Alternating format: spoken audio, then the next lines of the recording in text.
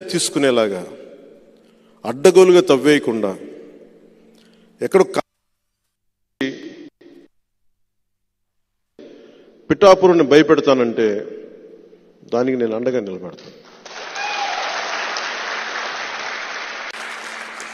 అంటే మీకు ఇప్పుడు పెద్దిరెడ్డి గారి అబ్బాయి మిథున్ రెడ్డి గారు సంపూర్ణంగా నన్ను నిలువరించే బాధ్యత ఆయన తీసుకున్నారంట. అంటే ఇది ఎందుకు చెప్తున్నానంటే, ఒక సందర్భంలో నేను ఆయన ఢిల్లీలో కలిశాను. ఆ మాటల సందర్భంలో ఆయన అన్న మాటలు ఏంటంటే, వాళ్ళ నియోజకవర్గంలో చిత్తూరులోని వాళ్ళ పీలేరు నియోజకవర్గంలో మేము ఎన్ని కష్టాలు పడైనా సరే, ఎంతమంది ఎదిరించైనా సరే మేము బయట వాళ్ళు మేమే కాపాడుకుంటాం ఆ నియోజకవర్గాన్ని అని చెప్పారు. ఇంకెవరిని రానివ్వరండి. అక్కడ మన పార్టీ కోసమే పోయినసారి ఒక యాదవ సమూహాలకు చెందిన ఒక యువకుడు మన పార్టీ తరఫున పోటీ చేస్తే పాపం చాలా భారీగా నామినేషన్ వేశారు. కానీ ఎలక్షన్లో ఓడిపోయారు. మీ ఓట్లు బాగానే వచ్చినాయి. కానీ మొన్న ఈ మధ్యన ఆయన మన పార్టీ నుంచి వెళ్ళిపోయారు వచ్చిన ఎలక్షన్లు అయిపోయిన తర్వాత. కానీ సొంతంగా పార్టీ పెట్టి ఆయన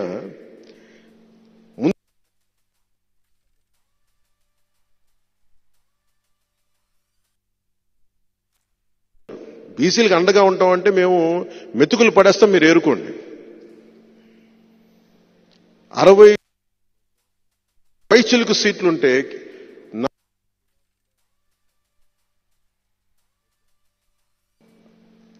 వీళ్ళు కూర్చోబెట్టి బీసీ అండగా ఉంటామని చెప్తారు. వీళ్ళు క్లాస్ వారి గురించి మాట్లాడతారు. నాకు జగన్ రెడ్డి గారి మీద కానీ మిథున్ రెడ్డి గారి మీద నాకు వ్యక్తిగతంగా నాకు కోపాలు లేవు వీళ్ళ మీద. ఇంకెవరు రాజకీయాల్లోకి రాకూడదు. నేను ఉన్నది దశాబ్దం నుంచి నేను పోరాడుతూ ఉన్నాను. 4 దశాబ్దాలు ఉన్న తెలుగుదేశం పార్టీకి కూడా నేను అండగా ఉన్నాను. అలాంటిది నన్ను ప్రజాస్వామ్యంలోకి నేను ఒక ఎమ్మెల్యే అయితే రాష్ట్రానికి మేలు తప్ప అది ఎవరికి హాని కాదు. రాష్ట్రంలో నాలాంటి గొంతుకులు ఉండకూడదు. నా కోసం 100 కోట్లు 150 కోట్లు ఓటుకి ₹1,00,000 ఇచ్చుకునేయమని, కుటుంబానికి ₹1,00,000 ఇచ్చుకునేయమని స్థాయిలో మాట్లాడుతూ ఉన్నారు. అంత డబ్బు ఉంది వాళ్ళ దగ్గర. ఎక్కడి నుంచి వచ్చింది ఆ డబ్బు? మద్యపానాన్ని నిషేధిస్తామని చెప్పి ఒక సీఎం సారా వ్యాపారి స్థాయికి వెళ్ళిపోయాడు.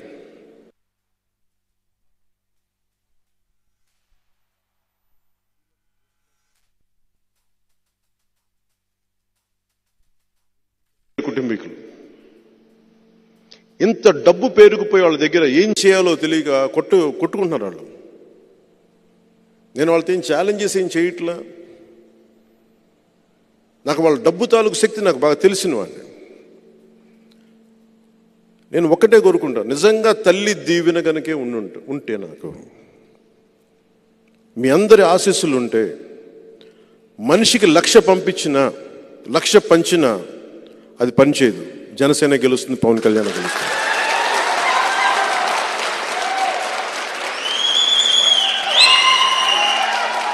అలాగే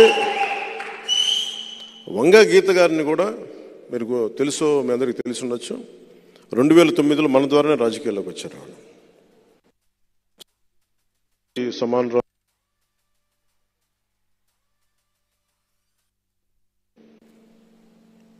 సో దురదృష్టవశాత్తు ఆవిడ ఉన్నారు.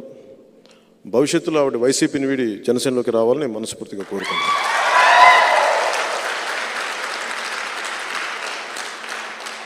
అలాగే కాకినాడ పార్లమెంటు కూడా మనదే.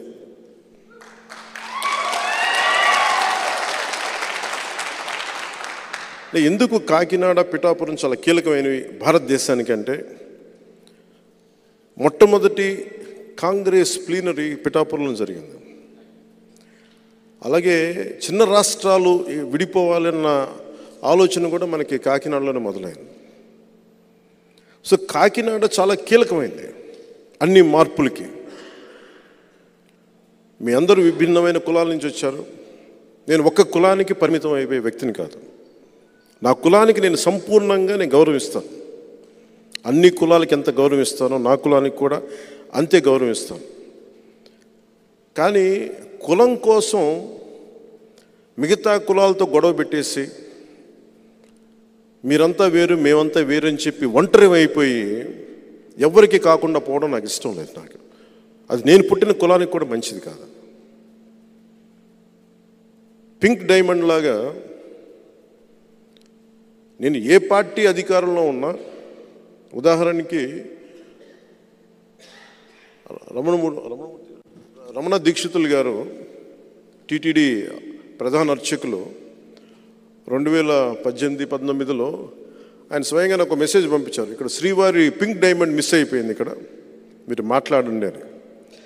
సార్ ఆ సమయంలో ఆయన టీడీపీని బాగా తిట్టిపోశారు, మీరు తప్పులు చేశారు అది ఇది అని. అదే గొంతుక మళ్ళీ వైసీపీగా రాగానే అడగటం మానేశారు.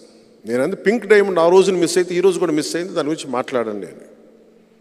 ఇది ఎందుకు చెప్తున్నానంటే, మీరు కాపు రిజర్వేషన్లు తీసుకోండి, ఏ సమస్యను తీసుకోండి, టీడీపీ ఉన్నప్పుడు ఒకలాగా, టీడీపీ కాకుండా వైసీపీ వస్తే ఒకలాగా మాట్లాడకూడదు.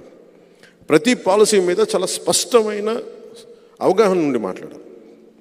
ఇది కుదురుతుంది, ఇది కుదరదు, లేదా ప్రయత్నం చేస్తాం.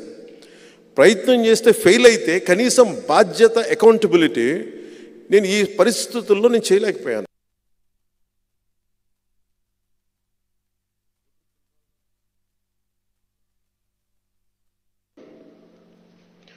నేను ఎప్పుడు కూడా ఒక సమస్యని లేవనెత్తితే, ఇన్క్లూడింగ్ స్టీల్ ప్లాంట్తో సహా, స్ట్రైట్ అవే నేను అమిత్ షా గారి దగ్గరికి వెళ్ళి చెప్పాను, ఇది మాకు చాలా భావోద్వేగాలతో కూడింది, త్యాగాలు చేసి వచ్చింది, అందుకని ఇది మేము కాపాడుకోవాలి అంటే, ఆ రోజు ఆ మాట విన్నారా లేదా నాకు నిజంగా తెలియలా. చేస్తారేమో చెయ్యరా నాకు తెలియదు.